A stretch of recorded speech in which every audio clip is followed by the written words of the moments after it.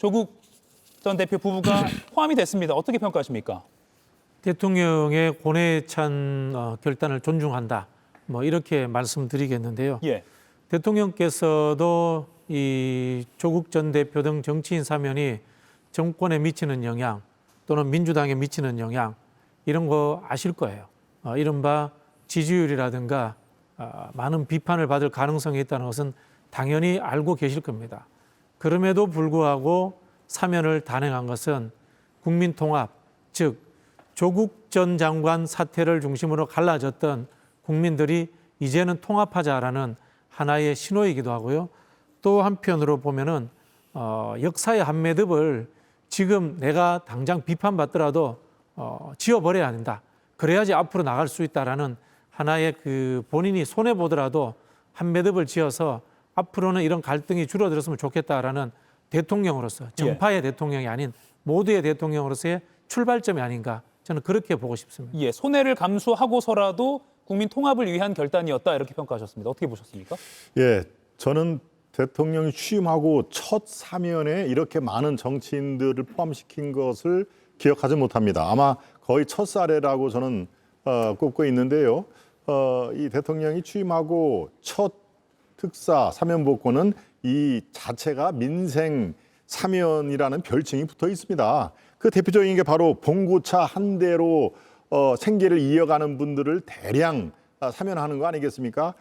매일매일 봉고차를 움직이면서 이 생계를 이어가는 분들, 숱하게 많이 범칙금 또 교통사고 처리 특례법 이런 거를 많이 걸리지 않습니까? 그런 것을 말소를 해주고 이 생계를 더욱더 좀 따뜻하게 보듬는 그게 바로 민생 사면의 핵심 아닙니까? 그런데 웬 조국, 정경심, 윤미향, 최강욱 이렇게 많습니다. 물론 여기에는 국민의힘에서 추천한 분도 그대로 들어가는 상황입니다. 저는요, 이 이재명 대통령이 조국 전 대표 사면은 별로 고민을 한 것 같지가 않습니다.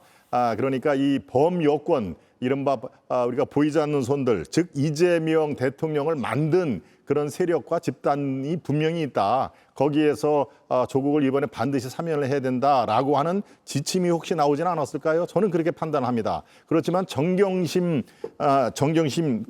뭐 부부니까요. 저는 뭐 언급을 생략하겠습니다만은 윤미향 전 의원 같은 경우는 얘기가 다르지 않습니까? 광복 80주년에 이 위안부 후원금을 횡령한 사람을 같이 포함을 시키다니요.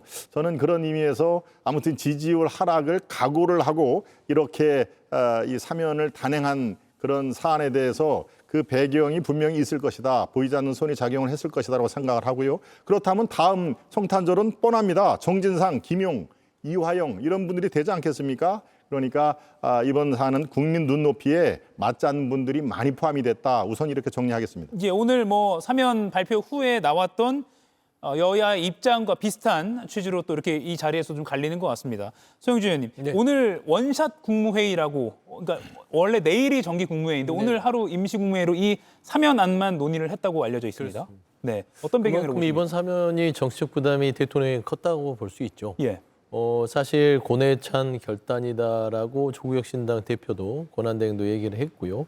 사실 제 스스로도 이게 전체 사면 인원이 2,188명입니다. 그중에 정치인들이 불과 뭐 10%도 안 될 거예요. 제가 그 보도된 것만 보더라도 한 30명 정도라고 뵀을 때는 거의 뭐 한 1% 내외가 정치인 사면인데 이게 전체의 민생을 위한 민생 사면을 덮을 수는 없을 거예요. 다만 정치인들 중에는 광복절을 맞이해서 윤미향 전 의원 같은 경우 솔직히 그 상대가 있지 않습니까? 이용수 할머니 측이 있기 때문에 조금은 논박이 있을 수 있음에도 불구하고 일단은 그 국민통합과 이제는 이 고리를 끊어야겠다는 차원에서 대통령이 정말로 힘든 결정을 하지 않았냐 평가하고 싶습니다. 예. 다만 뭐 생계형 여러 가지 노동자들에 대해서 하지 않았냐 그 속내를 살펴보면 아주 디테일하게 했습니다. 생계형으로 11만 원 훔친 그래서 복역을 하고 있는 사람은 이런 사람들은 좀 사면을 해주자라고 해서 사면도 됐고요. 그다음에 젊은 청년들의 삶에 있어서 19살부터 24살까지 그 부분도 디테일하게 수백 명을 지금 사면을 했어요. 그래서 이번 사면은 민생 사면이지 정치인 사면이라고 비판하는 것은 좀 과하다.